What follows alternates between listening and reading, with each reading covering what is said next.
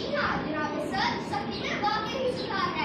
आजकल के इस आजाद माहौल में बच्चों को अच्छा और कामयाब इंसान बनाने के लिए उन पर सख्ती करना बहुत जरूरी हो गया है।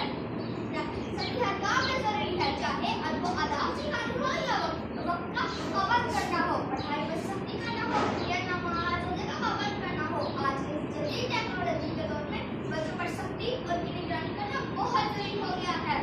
खासतौर पर जब ये लैपटॉप कंप्यूटर और मोबाइल इजाद हो गए हैं, बच्चे मेहनत करके नहीं बल्कि सारा दिन चीजों में मसरूफ रहते हैं। तो जनाब सर, अगर बच्चों का इस्तेमाल ना की जाए तो वो ना सिर्फ पढ़ाई बल्कि दीगर कामों पर तवज्जो नहीं देंगे।